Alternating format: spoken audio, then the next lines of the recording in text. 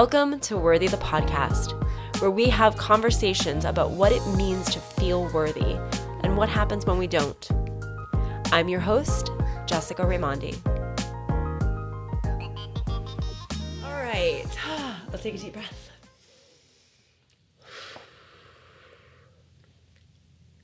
Okay, welcome to Worthy. I have a very, very special guest with me today. Her name is Cathy Madeo, and Cathy is a yoga expert. She is the founder of Cathy Madeo Yoga, which is a global and online yoga school. And she has graduated over 500 yoga teachers in more than 50 countries. And thousands of students that practice on her online series all over the world. How cool. It is Welcome. cool. It is cool. Welcome, Cathy. I'm so happy you're here. I'm so happy to be here. Thanks for thinking of me. Oh my gosh, I couldn't wait to have you on. Absolutely. Yeah, I could not wait. So I was trying to think about how I found you and how I had the luck of being able to work with you privately for, about a year or so? And I was trying to remember how I even found you. And it was from my business partner at the time when I owned a yoga studio up in Jupiter. We were looking for kind of online inspiration. We were thinking about doing some courses, and your Instagram came up. She introduced me to you, and we thought you were so cool. And then I found out you lived in South Florida. Yeah, which I do, and I did. I was even closer to you then, and then I moved down to Miami. I kind of reached out and saw if you could come and do some privates, and it was so much fun. I rarely take on private clients. I think you know that, but when I find someone who's like a teacher and a studio owner and so committed and dedicated to their practice, that's like, those are the kind of students, if I'm going to do a privates, that I will take on. At this point, I don't anymore. Yeah, but, I know. I'm so sad. And I have to say, my practice grew exponentially. Mm-hmm. My famous line is do you want to do something with Cathy Madeo? Because it will happen right away. I was in, King Pigeon and doing all these crazy things that I didn't think I could get myself into, but you were just do it. Go ahead. You can do it. Come on. Your foot's right there. And it was just, we had a blast. Yeah. Unlocking those kind of poses for, a certain level of practitioner is just so exciting. It was really fun. Yeah. I've even came to your, we've had a blast. So I'm just psyched that you're here, and I'm excited full to circle talk. moment. Full circle moment. Exactly. Thank you for coming on. Mm-hmm. Okay. So you have this incredible online business. And so tell me why online, okay? Tell me why online, why continue online, opposed to teaching anywhere, right? Right, yeah. Just for context, I've been teaching over 20 years and practicing over 30, so before any of this, Yes, was here.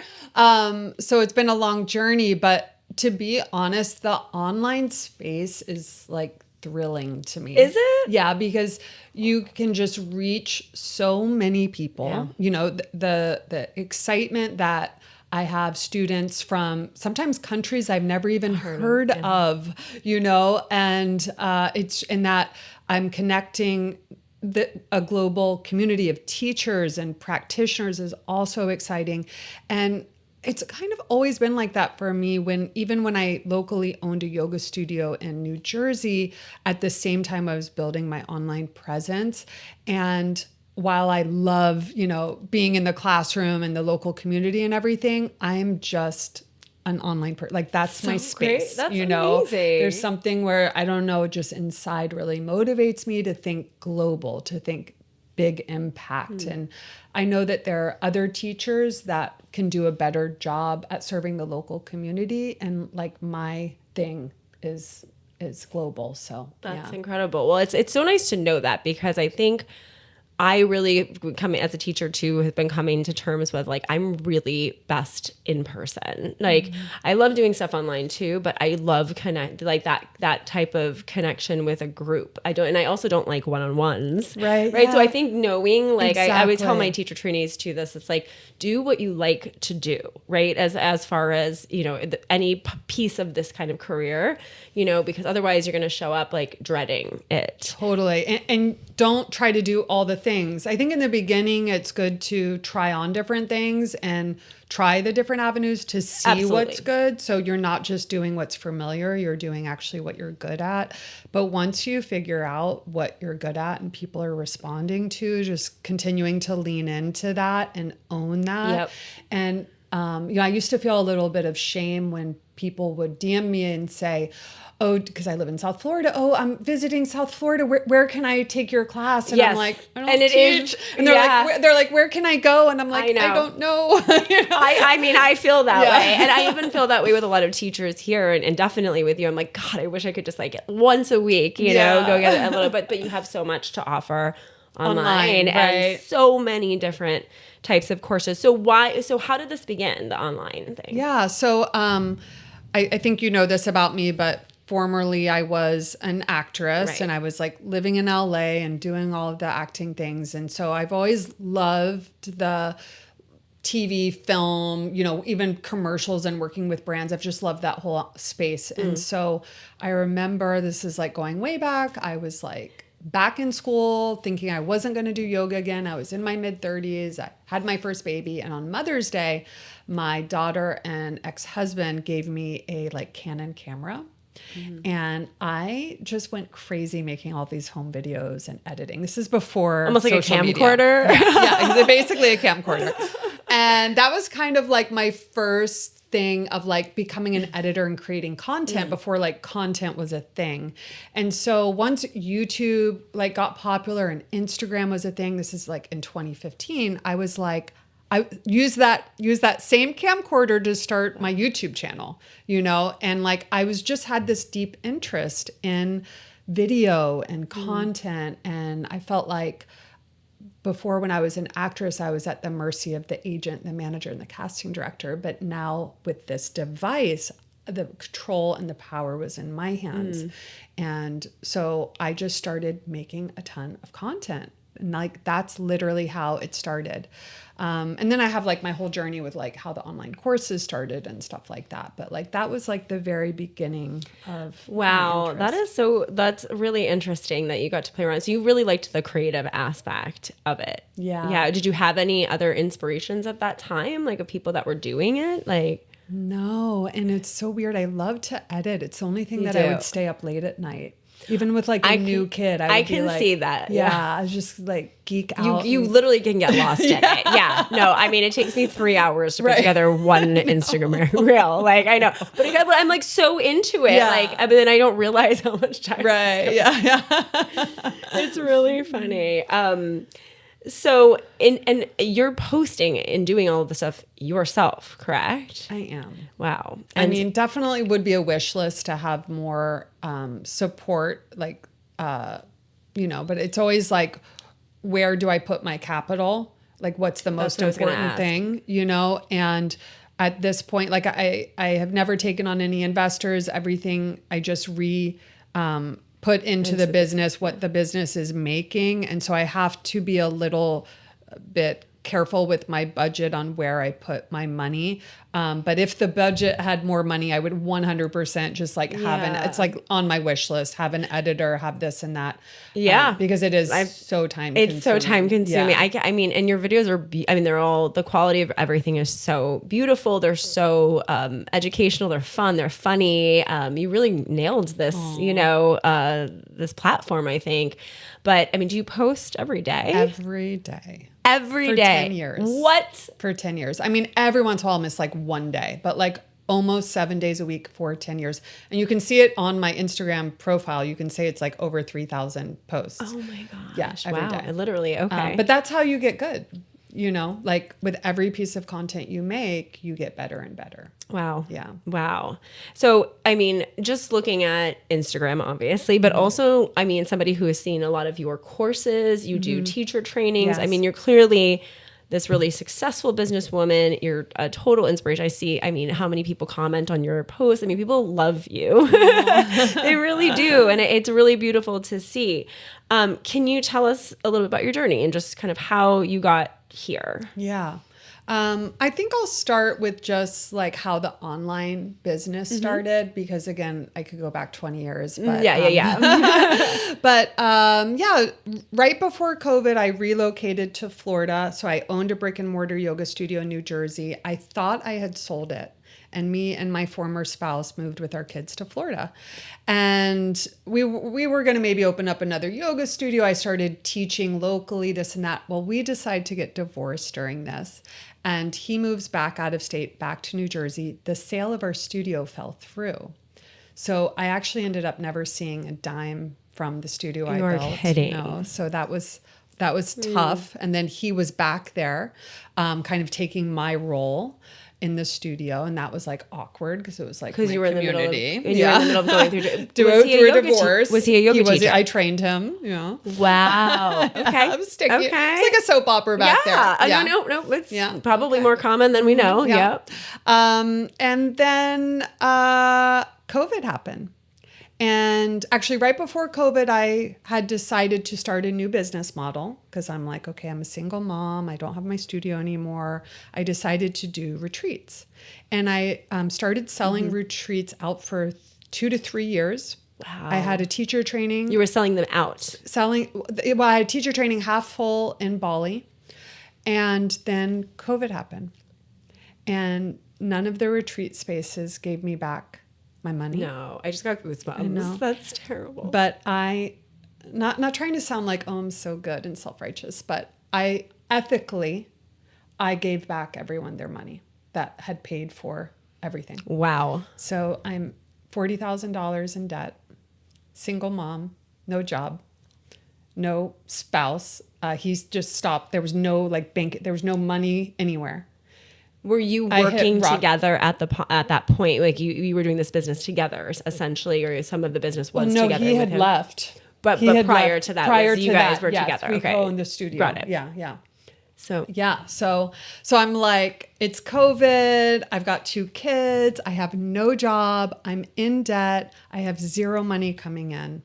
I mean, those were some of the darkest days of my life. I mean, I can remember calling my mom at the time and just being like, we might need to live in the car. And she helped. She was like, no one's going to evacuate you during COVID. Like, even if you can't pay rent, just stay and just like, and I was really freaking out. And so what happened was online on Instagram, you probably remember, and everyone online remembers that at the time, all of the fitness and yoga people started teaching for free online, right?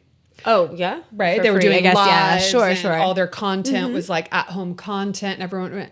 And I would get DMs. People were like mad. They're like, why aren't you teaching classes?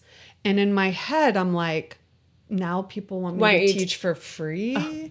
And like, all I can think is like, I have no money and I've got my kids. Imagine people saying things like that, and they have no idea what you just did for these people, which is amazing, but also put yourself in that position. I get it. It's like, what do you do? I mean, so many, what a time. Yeah. And then you have the nerve of these people. Right. I know. Questioning like your integrity after all that. Maybe, I take accountability because I wasn't transparent because I had so much shame. So I wasn't like publicly telling people. Let's go back to that for a second.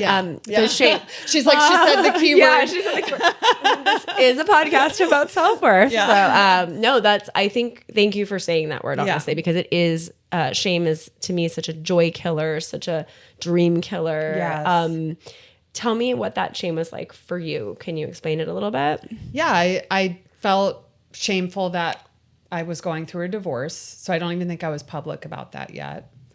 He went back and started dating a student of ours that was 15 years younger and hired her at the studio. So I was shameful that everyone in my community was witnessing that and knew that. And you didn't think he should be shameful? Isn't Isn't that incredible how it goes on you? Yeah. And then I felt shame for not showing up for the community in the way that they wanted me to, but there was something in me that just ethically didn't feel right for me as an experienced yoga teacher who needed to be supported to show up for free. It just didn't feel. It's like I give so much free content every day. I post free content.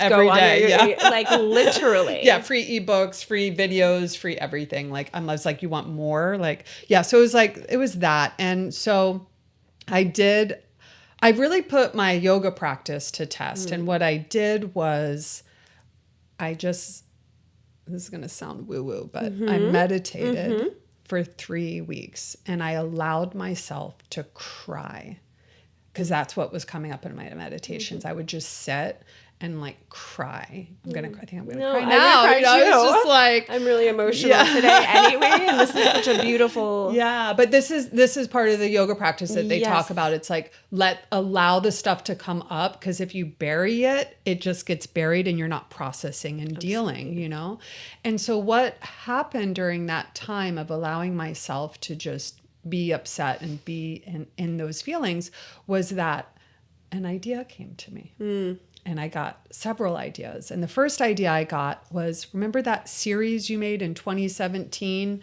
called Activate Your Core that only 30 people bought at the time?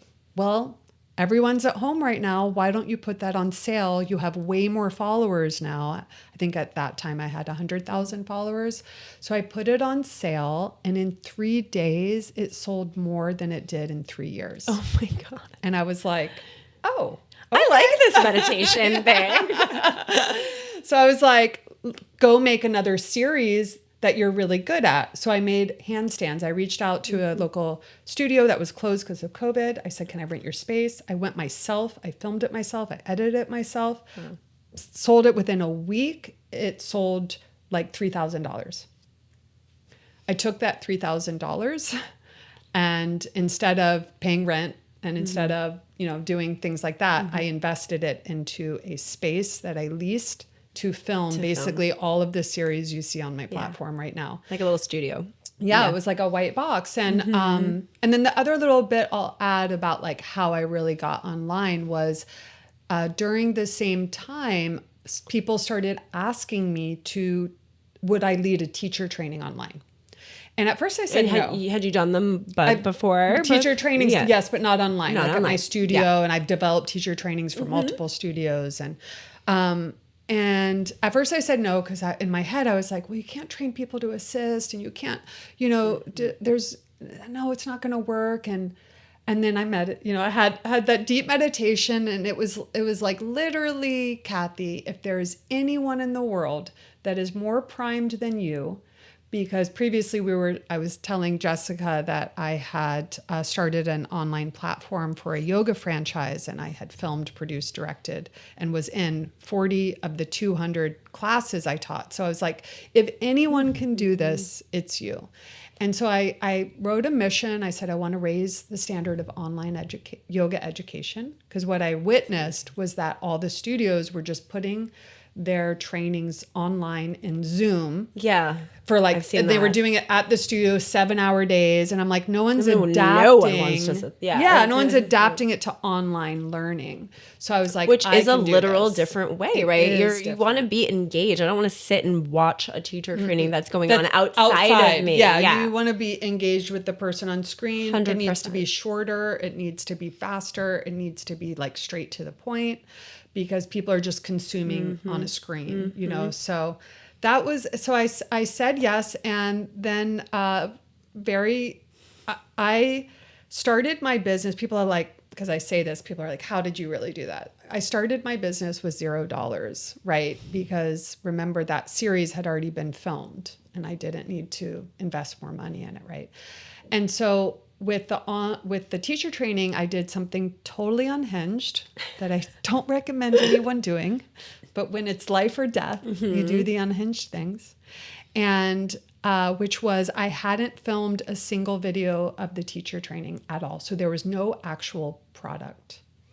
But I started selling it because I needed the money to hire the videographer and editor. You were saying, it was starting at this date type of thing. It was going to be because it's hybrid online lives with pre-recorded videos. It's a mix. I can totally see doing that. Yeah. So, yeah, exactly. Maybe I'm not the best one to be And I ethically said, if I don't get enough people to sign up, I will give the money back. I'm not spending any of the money. 100%. So, I needed... But it was a bit of a motivator, no? To get that going? Yeah. So I needed 8 people to pay for the videographer for the videos. Because it was a lot of videos. There's like 187 videos in that course. And it was nothing that you felt you could or wanted to do yourself. No, it was too much. And I wanted for the teacher training to be very high quality. And that's just a level of editing that I can't do. Got it. You know, so more the editing. Irving did that. Irving filmed and did that. Got it. So I launched it and I needed 8 people. And I didn't sleep for 3 weeks. Jessica, I was under so much pressure. I have never imagine. just like up all night. Just this is like your baby. Our whole, me and my family's like literal life depended on this doing well, it felt like. And it sold, it didn't just sell 8, it sold out at 30 people by the end of the month. And I had to schedule another one. So I sold out 2 back to back. So you're like, now I have to roll them in the ones that are on this wait list. So that was like, within 6 months, I made $100,000. So how did you, like, how was that? Like, what did it feel like when you got that notification? It was disbelief, so much gratitude, just like, and then it was like, go, you got to go. And I was like a machine, Jessica. I did not stop working for 3 years. We filmed the asana clinics for the 200-hour. Irving, me, and this is during lockdown, right? Wow. I flew down a yoga model. I flew down my a teacher that I mentored in New Jersey. She came down, and for 12 days, maybe 14 days, like 12 to 16-hour days straight, we filmed all of the asana clinics because we had to. And like, this was semi-live and semi going to be pre-recorded. Right? These were all the pre-recorded ones, right? So we filmed all of the major content, and then a lot of the videos I filmed if it's just me talking to save money. And so it was like how did it feel at that point? It was like I just had to be in production mode. I was like a machine for 3 years. Well, you were like, this is a working model. Let me continue to... Yes, because I took the money from the teacher training and I kept producing more online series. So that's how I built up. I have a library of now 14 online yoga series. Then I took that money and made my 300-hour online yoga teacher training. Because filming and editing, that costs a lot of money. That's the most money. Because it's a lot of work for the videographers, you know, and you know how many hours it is to edit those kind of videos. So that was like how I built the infrastructure of my business. So I had to really lock in for 3 years. I mean, I didn't date. I didn't do anything. It was like work, my kids. And how old were your children at this time? Yeah, it was really tough on them. So at the start of it, I want to say 11, and they're 6 years apart. So 11 and 5. At the time, kind of. I want to go back to this point, actually, because I think, you know, I mean, I've been through divorce as well, and that alone is not something to take lightly. And no matter whether or not it was supposed to happen or not, or who did it, it's still extremely painful. And it's a loss of some kind, and not to mention if you have kids. So going back to like right before when before you shoot the series, you know, I guess right post divorce, you have these 2 small kids. I really want to touch on this kind of single mom thing, because I think, you know, I have so many wonderful women in my life that are single moms or have been. And everybody's story is so different. But regardless of the story and the why, it's hard. And so if you can tell us a little bit more just about how that was. Yeah. And I might cry. It was so hard. And I also don't want to sound like I don't know. I think the hardest part was back to this word shame, the shame I felt about like not being a very good mother on the outside. But it's like when you're in that kind of situation, I felt like I had to make really hard choices. And so what the situation was I had an 11-year-old at home and a 5-year-old at home. The 11 was going through puberty. So she really got the brunt of, you know, her dad just left out of state didn't see him for almost a year. You know, it's COVID. She's at home. She's got no friends. We just moved there, right? The 5-year-old was a little bit, well, she had her own stuff. But anyway, I really feel bad for the 11-year-old. And then what I had to do to survive was work. So I had to leave to film all of the series and leave to film those Austin clinics. When I say I went and filmed for 12-hour days, that meant I left my kids by themselves for 12 hours, you know, and the 11-year-old had to step into that mom role, you know, and like that hurts me so much knowing I had to do that. But I really feel like I was in a situation that I had to do that. And I know that there's a lot of women and people just in general that unfortunately have to make those kind of decisions. Well, they're sacrifices. As hard as survival. it is. Yeah. Like, but it's like, there's a lot of privilege here in the West and stuff like that. But even still, it's just we're not without our struggles. And I think, were you able to have dialogue with your kids during this time about like what you were doing, why you were doing it? Like, how was that? Yeah, I mean, definitely. I don't know how much they understood, but what I was able to do after that first year, once I got my feet on the ground and the money started coming in and I felt like the infrastructure of my business was set, I took a deep breath and I said, this year I'm focusing on my kids. You know, I got the 11-year-old in therapy, her and I started working on a relationship. I was able to take more time. So I was able to like reconcile and nurture those hard decisions into a really thriving place. And it took a couple years, but by the time, you know, after a couple years, we were all thriving as a family. We're like this sweet little harmonious girl fam. And honestly, I feel like it's made each of us stronger and also appreciate each other more. Like we literally feel like a warrior family. We're like, we went through that, we did it, and like everything's good. Well, and it's not like you were off, you know, running around. Right. Like, you know, you were building a business that is a legacy. Right. I mean, if that's correct. I mean, and for them to see that, I mean, I would think to some extent, you know, as they get older, there should be some admiration and understanding, you know. I mean, it's never going to be, that's not an easy decision to take space away from your kids to do anything, I can imagine, when they're young. Right. I'm like kind of smiling because I'm like, maybe one day that will happen. But like my oldest is like, I don't want kids. And she doesn't want to work. She's seen me hustle so hard. She's like, I don't want that. I'm like, well, then you're going to need to marry up. We're going to need to discuss other arrangements. That's really funny. Sounds like she has a good sense of humor. How is the shame now? Like, how do you, and what, I would like to know, like, what messages or kind of, what did you tell yourself? Like, what were the stories you were telling yourself around that? Because I think a lot of things that come around self-worth, you know, have to do with us, believing and telling ourselves a story based on an experience that we've had. And a lot of times those stories, either like they can support us and help us move forward, or they can hinder us and stick around and kind of get involved in relationships or, you know, business decisions or whatever choices we make. So what were some of the stories? I mean, positive or negative? Yeah.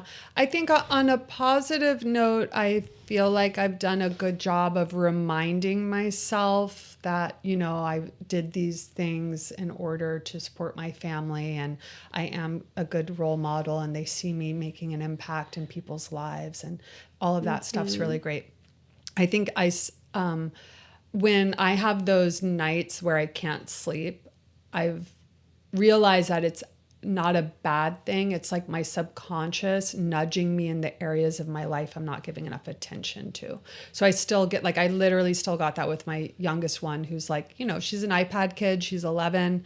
I teach on the weekends. So when they're home, I'm teaching. You know, that's really hard as a yoga teacher, by the way, if you want a family. Best time to teach are the weekends, and that's when your kids are home. And so I still have that kind of like shame of like, oh, I'm not spending enough time with her. I'm not involved with her. She's stuck on her iPad.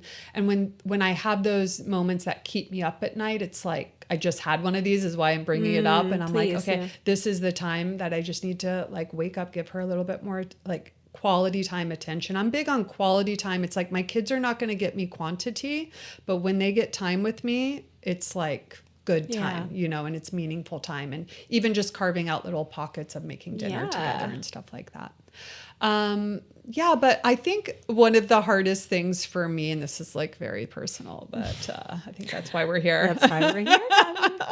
It's a like, safe space. yeah, is like the relationship stuff. Like I admittedly just have a very hard time with like dating, relationships, that kind of stuff. And there's probably a lot of negative stories in my head. Again, back to the shame of like, even though people are like, you're so hot and successful, and no, I'm just kidding, you guys. No, but like, even though people are like that, you guys, I'm kidding. But no, you know, I'm like, I'm still 50. I'm a single mom. I've got 2 kids. I have CEO energy. I'm literally running like a global business. I am not that dateable. Like, even if you like me, it's like, I'm not easy to date. Yeah. You So know? maybe the story is that like, who's going to, you know, who's going to really show up for me? Who's going to be a match? Is he even out there? Like, even if it's worth it or possible, or some of the things I ask myself, because it's like kids first, work first. Right. And I think a lot of I think a lot of us have that, like this or that, or it has to be just because I have this, I can't have that, or whatever. I mean, I do think there are limiting beliefs that come up, you know. I mean, you had something not work out. You had something that you built something with not work out. I did as well. And, but I think, you know, it's like, you know, that they say you can't have it, you can have it all, but not at the same time. Yeah. Right. And I think you're building this incredible foundation from my perspective.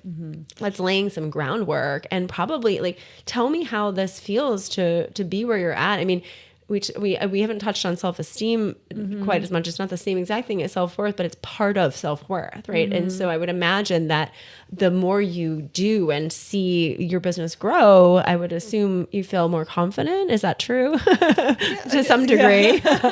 You're like, please tell me. Yeah, no, I mean, but even tell me if it does. I think it's more interesting too. Like, how does it feel? Yeah, I really I used to have low self-esteem, you know, being an actress when I was young and always looking for that outside validation. And then my former spouse was not, his love language was not compliments. And once I realized that, I was like, okay, that's not something I'm going to force out of that person. That's just not his love language. That's fine. So what happened was I became my best cheerleader, and I would pump myself up. And that actually rewired my brain. Yes. Can you tell us how you did that? Yeah. Some of the ways. So, yeah, I will actually. This is the best. This is the best part of the story. Okay, go. I can remember living in New Jersey, just had my second kid, I had gone back to school, and then I was coming back to teaching yoga, and I'm in a new environment, and I had to go get yoga job. And I was like, Cathy, what makes you different and unique? This was like 10 years ago. So at the time I was like, well, you come from LA. There's not a lot of yoga teachers in New Jersey that can say they were in LA in the 90s teaching yoga. Okay, that makes me different. Okay, at the time I was teaching yoga 10 years. Now it's 20. But at the time it was like not many people back then could say they were teaching yoga for 10 years. So I just asked myself, and that's what I would encourage other people to do, like, what makes you a little different, even if it's not something that you would think other people think is cool, but like, what makes you different? And then I would just literally tell myself that every day, like, this studio is going to want to hire you because there's no one in the space. That's incredible. Like you, I mean, know? I think we forget that it really kind of is our responsibility. No one's coming to save us, right? No one is coming to save us but us, you know? And that's what I've learned. And I think it was Chelsea Handler wrote this book recently, and she was reading an excerpt from it on a podcast, but it made me cry. It was just about her being like, I'm here to be my best friend now. Yeah. And it sounds like, oh, you know what I mean? But really, like, in those moments, I mean, you needed that. And look at what it did for you. It probably gave you that push, that confidence, that, you know, belief. I mean, I think even if we're not getting it from external. Right. Yeah. And I think that's the biggest takeaway now, 10 years later, when you asked me that question, I was thinking, it's like, it's wonderful to have, you know, the positive feedback on social media, and it's incredible to receive literal like voice messages and DMs from my students. Like, this was life changing. And that is incredible. And it definitely makes me feel like fuels what I do. You can receive it, right? Yeah, but it doesn't change my self-worth. My self-worth is actually from me. It's still me being like, you are a good teacher. You do these things. This is what makes you different. And does that not make you feel more like validated in a way when you do it? It's way more than anyone else. Yeah. So I don't let other people's opinions, or even when it's positive, it's praise, change the way I think about myself. Interesting. Yeah. Well, that's a really interesting point, because I would assume that you get a lot of comments, like you were saying, and whether you deal with the negative comments or the positive comments, that's such an interesting way to put it. Yeah. Not even letting that get to you. Right. It's like you stay here. Yes. You stay. It's from here. Yeah. In your heart. That's beautiful. Wow. Thanks for sharing that. So I want to shift a little bit and talk about your health journey, if you're open to it, because you've just been yoga people. Yeah, we got to stretch it out. I was just going to do the same exact thing. I was like, she's going to make me do Navasana right now on the couch. Because you just started opening up about this, like in the last year. Is that shame conversation? No, but it's so interesting how we think we have to. And I love where we're going with this and getting into this part. But tell us a little bit about this health journey and what's been happening. Like I said, you've just been starting to share with us on Instagram. Yeah. In a more authentic way, I guess. Yeah. So I've had a long-standing, just a bad spine. I have spinal stenosis, which is a narrowing of the spinal canal. So applies pressure and all my discs are messed up. And I've had emergency spine surgery in like 2018. So I've had my entire adult life, I've had chronic back pain. But it was, I believe, August of 2023, I done a photo shoot in Miami. And the next day I woke up and I was like, I haven't been in this kind of pain since right before emergency spine. So I was like, something is really wrong. And over the next couple months, I was starting to lose the ability to move my right leg.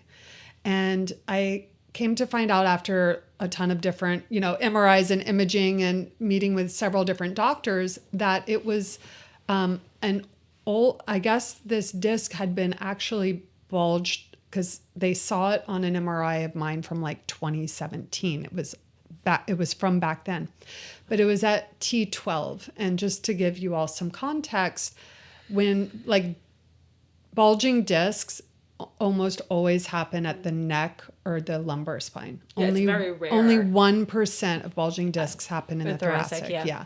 So it's usually like a accident, you fall off a horse, a plane crash, something like that, like a injury site. So it was really weird that it was like a growing kind of like ticking time bomb almost for so long. And you never had an idea of exactly where it happened from? I have no idea where it happened. Didn't even know it was a thing. None of the other doctors, even though it was on the imaging, had ever mentioned it. They actually operated on my lumbar spine. Oh gosh. Yeah. And so what happened was the disc, if you see the imaging, it like you'll gasp, like even you don't even need to know anything about it. It's so big, the bulge, and it's calcified, which means it's hardened. Oh, yeah. So it can't, there's no therapy you can do to get it back already in. kind of gotten. It's done. Yeah. And so at the thoracic, you've got in the neck and your lumbar. Hopefully this is educational. Hopefully my yoga students are listening. We have nerves. So you or your students are going to feel radiating pain down either your arms or your legs, depending on if it's neck or lower. And but at the thoracic, it's where the spinal cord is. So it was pressing on my spinal cord, which is like the signals for sending messages for your legs to basically move. And so I was having what's called slow paralysis. I was slowly going paralyzed. So I didn't know what to do. Because what were the doctors even saying? Surgery. Just surgery, period. This surgery is so rare. The one in Miami, the surgeon, they have to cut out 2 ribs. Oh my God. There, like 3 different types of surgeons have to be there because it's all the organs. They would remove the organs. Yeah. It's crazy. You're kidding. No. To get to the spot. Yeah, just to get to the spot. And there's a risk of paralysis with the surgery or without, waist down paralysis. So basically both, it was bad. So, so I still hadn't gone public because I was in denial. And I think we were working together at the time too. Yeah. While on the outside, my business is thriving. It makes great money. Remember, I started from zero. So I don't have any savings. I'm just being honest. Like I'm still like hustling. So the thought of stopping to work to have this surgery where it's a 4 to 6 month recovery. It wasn't an option. I was just like, I was again back to this idea of like I was emotionally paralyzed. I didn't know what to do. And then I was like, what do I do about my content? Because as a content creator, you have to keep making content. I was like, I could barely move my body. So that's when my content, you can kind of tell if you go back, shifted. It was a lot more talking and I was doing less physical stuff. Well, what's funny is that you kind of can't tell. And that was like, I remember that going through, that's the coolest part, I think, too, is that it doesn't matter. You're still teaching yoga. Yeah. Yes, is it pretty to watch you in fun poses and do things because you just look great doing them. It's just very appealing to the eye, but it wouldn't even I would never have known. Yeah. Yeah. So, two big things happened. One, I have this medium that I talk to from time to time, and he, at the time, he doesn't really know who I am, but he said very explicitly, do not practice yoga for 3 months. He just said those words. It seemed to come out of nowhere. Like, don't keep trying to practice. Yeah, just stop practicing yoga. 3 months. A week later, I fly to Ohio because there was another surgeon who did a less invasive but a very dangerous surgery. There's only a handful of surgeons that will even operate on someone like me because you can go paralyzed. So it was so I go into this office and I was like, again, just in complete denial. He was like, you should have this surgery within 2 weeks. I was like, I can't. This is February. I said, but I will block my calendar off from July onward. And he was like, I don't think you are hearing me. He's like, you can barely walk. Yeah. You're like, you need a wheelchair. This is going to get worse. Yeah. And I'm like, I'll give you July. And he looks at me and he goes, do not do anything. Don't go to the gym. Don't do yoga. He's like, I don't even really want you to walk your dog.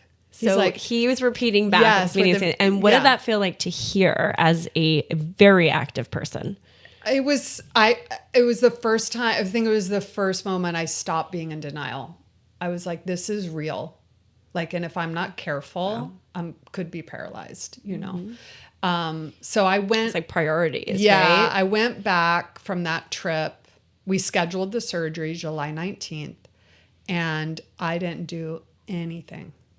And that's when I started to dip my toe in telling my story publicly because I was like, I can't do anything anymore. People are going to see. I was still leading teacher trainings. Were you doubtful were you having any thoughts or dialogue around people wanting to hear you just talk? Was that, or were you? I thought my career was over. I was contemplating quitting. I was like, who's going to take my teacher training from a teacher who can't practice yoga? How am I going to hook people in if they don't see my own practice? Because these are the things that were working for me. And isn't it funny? Because if you think about yoga and its philosophy, right? It's identifying with that identity of being a teacher that only is it's like. And honestly, that is part of the shameful part of going public with it. Because I knew I was going to get people that would be like, well, yoga isn't the asanas. And girl, I know. Hey, nobody gets that more than me right now. Yeah. Thanks for the reminders, Susan. Yeah.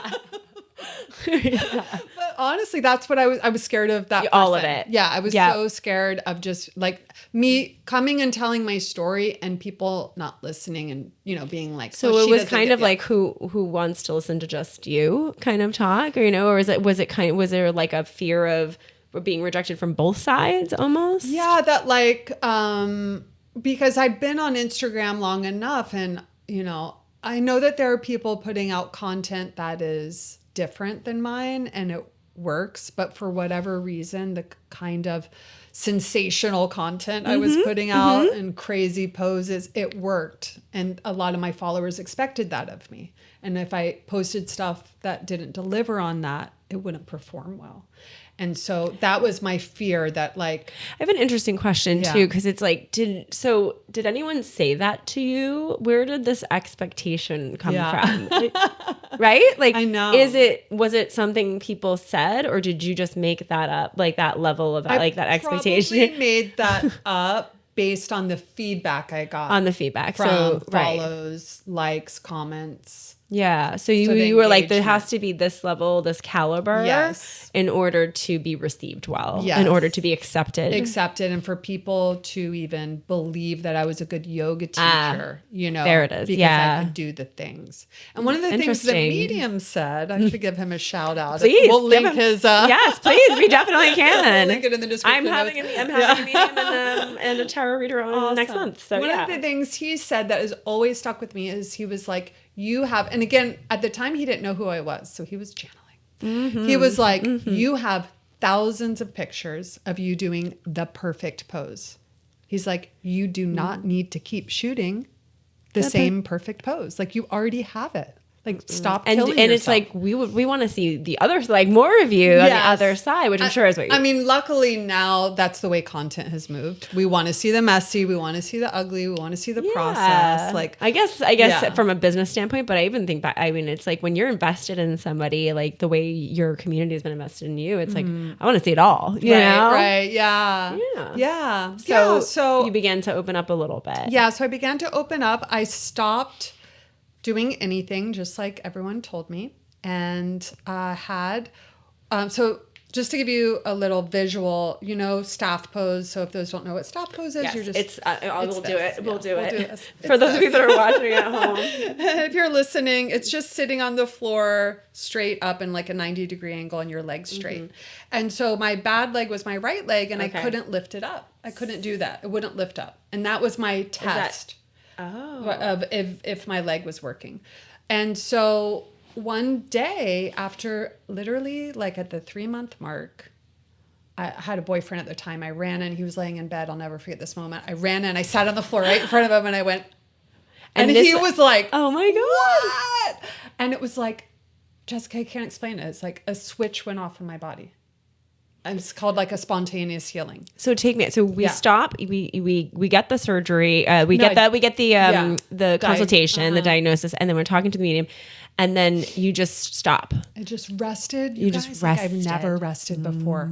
I let myself lay in bed. I watched Netflix. I read books. I meditated. I ate nourishing food.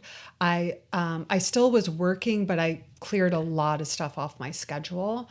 I have never in my entire life rested like this. It was incredible. And I recommend it for anyone who has an injury. I think what I didn't do the first time when I got to emergency spine surgery is I was pushing my body till the second I walked in to have the surgery. Push. And probably had I just given myself time. Think about what a bulging disc is. I know, push. Yeah. Right? Yeah. So, I mean, the disc is it's calcified, so it's still there. But for whatever reason, it's moved just enough that it's not pressing on. And so this was over this past summer?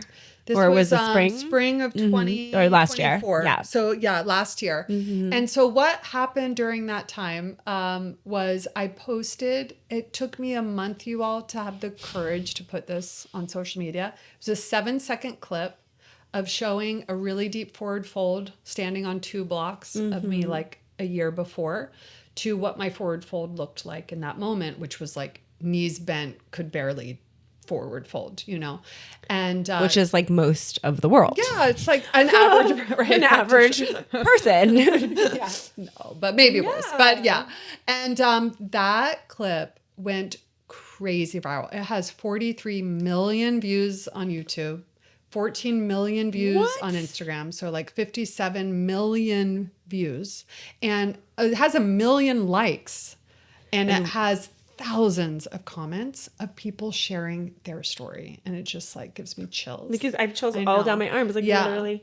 And so I want to start a movement. I'm like starting to write a book where it's like nobody talks about regression. There's so much shame around it that no one's showing. We all show the glow up, we all show the progress, but in truth, life is not linear, and we go up and we peak and we go down and we get injured, or we have postpartum, or we lose our jobs or our spouse, someone dies, like, and we go down, and no one shows that part because we're not in a space where we want to share it, and it's there's not pretty, so much shame, right? you know. And so I started posting. I didn't want my whole page to be that.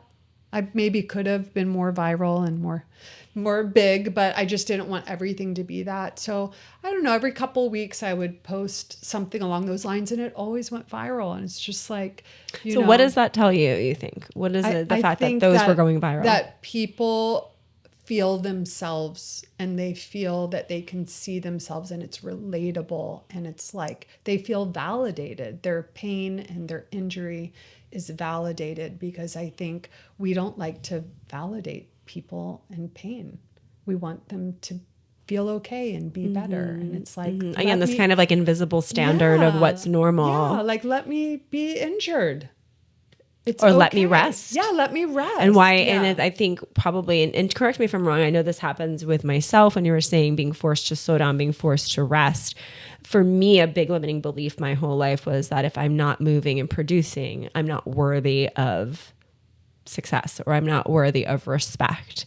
We put so much value in producing and going and pushing, and not nearly enough value and into rest and restoration. And we call it laziness. We call it lots of things. And I feel it in my bones when I just can't do it, or I need to rest, or I need to slow down. It's like this thing in me that keeps wanting me to do more. It's like, where is this voice coming from? Right. Whose voice is it? Yeah. Who's saying that that's the standard? Now I list, well, I don't want to sound like I'm perfect, because I'm definitely not. But now my practice is, what I feel now when my body needs rest is I feel that my nervous system is on edge. So if ever, like Saturday, I worked a ton. I led 2 trainings back to back. I had to make content in the morning. It was like 7 a.m. to 4:30 nonstop. And I was like talking for 5 of those hours straight, you know. And after that, I was like, I could feel my nervous system just like, and I was like, you have to just rest it. I don't care what you think you have to do. Just rest. Your body's literally saying that was too much. You need to rest. So now I try to really listen to that. And switching back a little bit to that whole health journey, I think one of the hardest things coming back to my yoga practice was first, every time I'd been injured or anything had happened, I always tried to go back to where I was and better and stronger and more flexible. So after I had that first spine surgery, after that, I got the most flexible and strongest I've ever been in my life in my mid 40s, you know? And after this time, I was like, I'm not going back. No more killing my body, no more training. Or if you get there naturally, great, but you're not pushing yourself. I'm not gonna train for it. I'm not gonna push for it. Like make it a goal. Yeah. And it's like, it's okay to accept where my body is now and enjoy the practice a little bit more and use the poses for different things than I was using them before, you know. So if we look at this whole journey of this, what do you think your soul was trying to learn from it? And was it just rest? Or was it a little bit more? Oh, there's so much in there, you know, with it's a fine line between the ego and really wanting to see what you're capable of. So I don't think it was all ego pushing me. I think there was a lot of me challenging myself to be the best I could be. And that's healthy. Yeah. In some ways it can be. Yeah, but it's not a sustainable, it's like, or maybe like I should say, in one direction or just physically, it's maybe not sustainable. There are other ways that I can push myself to be better versions. There are other areas in my life that I can focus on that aren't like pushing my body physically. So yeah, I think that balance and harmony of like rest and production like is really key here culturally too, because we're hearing a lot of about this rest come come into content, and people are starting to have the conversation now, whereas before they weren't open to it. But I think we're all starting to see the value in like slightly slower mornings sometimes, and Oh yeah, I think there's such value in slowing down in the mornings. Yeah, because I was trying to meditate today. I say trying. Sometimes it's easy, sometimes it's not. We all know that. Yeah. But I was like, and sometimes I do get downloads, right? So I want to like, I'm like, do I bring my, do I write something now, or do I try to stay in this? Am I going to remember it? But yeah, I think it's hard. I mean, because my mind wants to go right away, so I'm as strict as I can be with myself. I would say 99% of the time I'm not looking at my phone, and giving myself like just a moment to be present. Yeah. And to be with myself, to be with my breath. But I'm really value those slow mornings. Yeah. For sure. So how has your yoga practice, well, we know it's changed, and it always will, but how has it supported you now? How do you lean on it? Yeah. So Just tickle my throat. So one thing I have been good at with the yoga practice, because I actually started meditating before I found yoga. So I've had a long-standing meditation practice, a mindfulness practice, and those tools have really helped me. So when I don't have the physical ability, I go deeper into my spirituality and my meditation and my breath. And so those have always been great for me. Physically now, I'm coming back to just actually feeling the benefits of the physical practice. Whereas before I was just, again, pushing the limits of my body. Now it's like when I open my hips in a more gentle way, I feel the energy, the prana moving. Like now when I lead my 200-hour yoga teacher training classes, which are much more workshop based, because I'm teaching them how to do all the poses, actually feel good after that class. And it could be it doesn't have to be this like extreme movements and poses. Exactly. It's like, I know exactly what you mean. Yoga works. The standing poses work. Moving your body in different directions. Yeah. I mean, I was doing Tadasana in class the other day, which for those of you that don't know what Tadasana is, literally just kind of anatomically standing, on both of your feet. Yeah, but just like having the awareness of where my bones were, it was like, I just felt different, and that's just a simple pose. Yeah. So in some ways it's brought me back to a deeper appreciation of the physical practice. Whereas I thought maybe like, maybe I'll pivot and go in this whole other direction. I'm like, no, I'm still the physical. Still yoga. Yeah. Still active. Yeah, I know. Me too. Yeah. Me too. I love the quieter side. My teacher always said, Annie Carpenter, we would talk about this, that as you get older, your practice gets a little quieter, right? We go into those like other last few limbs a little bit more, or we lean on those a little bit more. But I definitely love the movement, but it could be so simple, right? Simple. I mean, I'm even finding these 20-minute movements I love in the morning, and I'm like, oh, right, Yeah. Because I also strength train. I know you do too, and I think that kind of work. I don't want to say works against my practice sometimes, but it makes me really tight. I'm building muscle, right? So it's going to, but just movement, any form of it on the mat. I'm loving that too.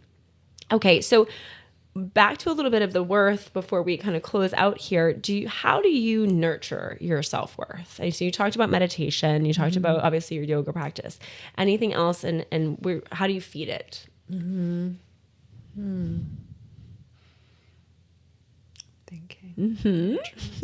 And that can be external. It could be internal. Yeah, I think again it's just going back to that inner dialogue of consistently reminding myself of the good qualities of myself. And that doesn't mean I don't look in the mirror and see the bad things, or I don't reflect on a class and see what I could have done better. It doesn't mean I'm not looking at the bad, but that I'm not kind of judging either one. They're just like, we're all human.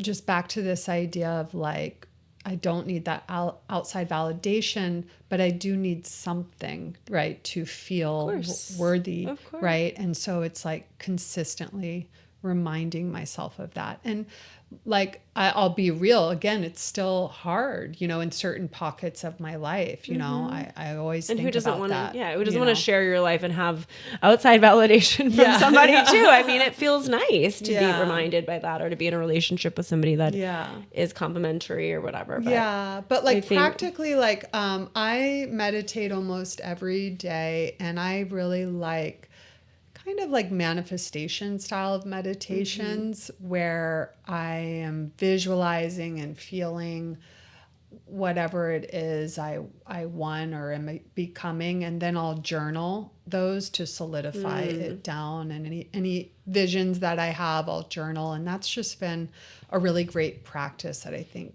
plays into this idea of developing I love visualization. self-worth. And I think like they talk about manifesting comes from the feeling. That's what you're talking about. So getting like thinking like I can still feel that way. Like, if I want to be in love, I can still feel what it's like to be in love. I've been in love, and let that feeling come in, and then that's like where we manifest from. It's really cool. Yes. Yeah, and we can do that with ourselves, for ourselves. So something I ask all the guests too, because I'm kind of collecting definitions, but what would your definition of self-worth be currently? I would say it's the ability to believe in yourself without needing outside validation. Love it. Beautiful. Mic drop. A mic drop. Okay, well, what is your superpower, you think? Oh, well, I think my superpower is making the complex easy to understand.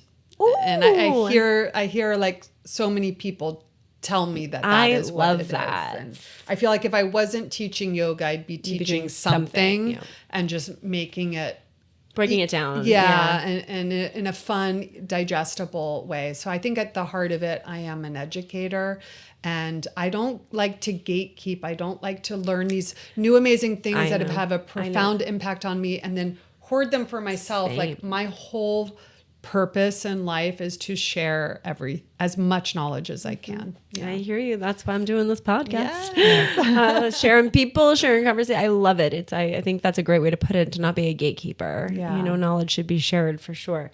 Okay, so what are you working on now? Spiritually, so many things. Work, career wise, what is it? Well, I have a very exciting project that for me is a big step in my career, which is scaling my business, where I am actually beginning to train alumni that meet the requirements to lead a teacher training to become teacher trainers. And they'll start under my school. So they'll use my pre-recorded videos of my 200-hour, but they'll lead the lives and it'll be their training. And this is a huge step for me. It's been my vision. I back to worthiness. I didn't feel ready yet, but now I'm ready. I have the talent. I have enough teachers.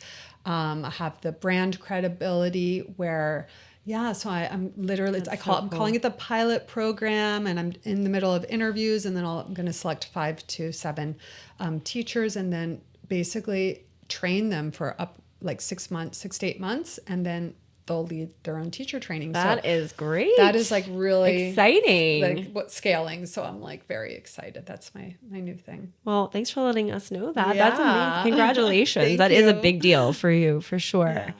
And thank you for coming on the podcast and being so open and vulnerable. I mean, that is what I think we all need more of, and keep sharing everything that you're doing on Instagram. And if you guys have to follow her if you do not already. I'm sure most of you probably do at this point.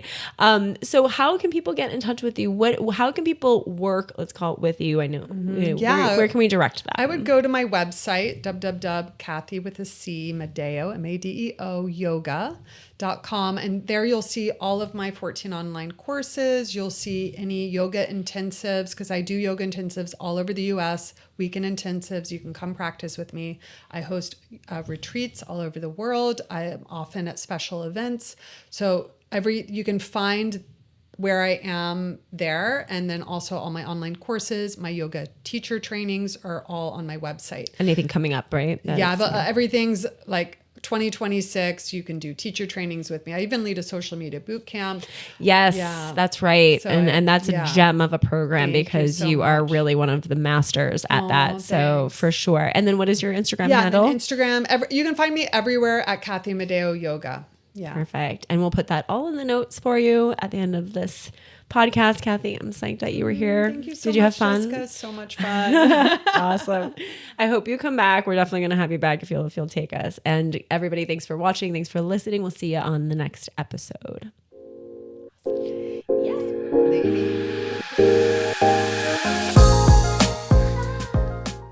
Thanks for listening to this episode of Worthy the Podcast. Our goal is to build a community, and we do that through people like you who listen, subscribe, and most importantly, share with someone you care about.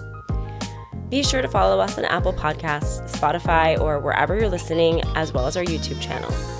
And if this episode resonated with you, leave a review. We want to hear from you.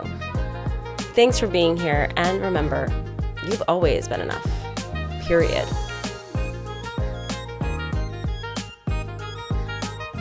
This podcast is meant to inspire and educate, but I'm not a licensed therapist or medical professional. Everything shared here is based on personal experience and perspective, so take what resonates and leave the rest.